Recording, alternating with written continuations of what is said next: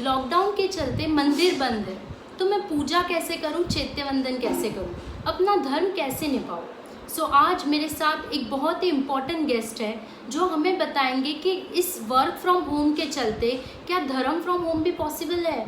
So today I introduce miss Alka Jain on my channel live हटके।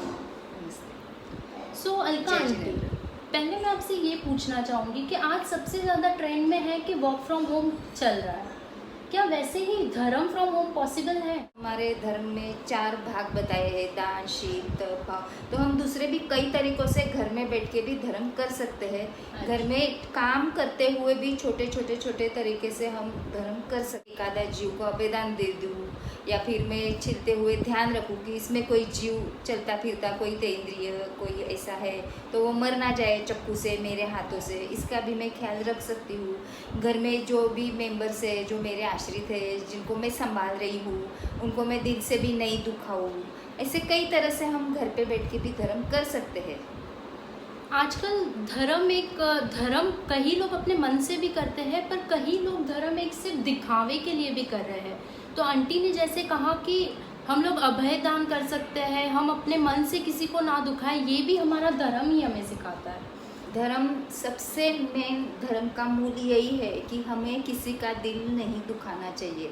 हमें जैसी मतलब दूसरों से हमारे साथ जिस बिहेवियर की आशा रहती है वो बिहेवियर हम दूसरों के साथ करें, और हम अपने किसी भी बिहेवियर से दूसरों का दिल न दुखाए। ये मेन धर्म का मूल पाया है। आज पहली बार धर्म को इस तरीके से देख रही हूँ, वरना मैं सोचती थी कि मैं सबसे बड़ी नास्तिक हूँ, क्योंकि मुझे कभी उन चीज़ों पे बिलीव नहीं हुआ। पर अगर धर्म को हम न्यू जनरेशन के सामने इस तरीके से प्रेजेंट करें तो शायद हर कोई इसे फॉलो करना चाहेगा। धर्म का मतलब ये नहीं है कि हम मंदिर में जाए, पूजा करें, अच्छे सब सामग्री लेके जाए या सामायिक करें, प्रतिक्रमण करें। ये है एक धर्म का एक प्रकार है, लेकिन वो एक क्रिया रूप धर्म है।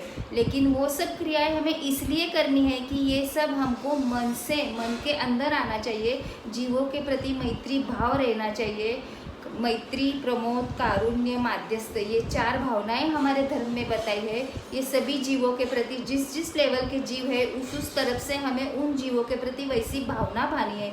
ये मूल उद्देश्य है धर्म का, और ये भावनाएं लाने के लिए ये ऊपर से ये सारी क्रियाएं है, इनका मूल वही है। अच्छा, मतलब हमको एक्शन कराया जा रहा है ताकि हम उस चीज़ को फील कर सकें और फिर उस फीलिंग को स्ट्रांग बनाएं, ना कि उस एक्शन को स्ट्रांग बनाएं।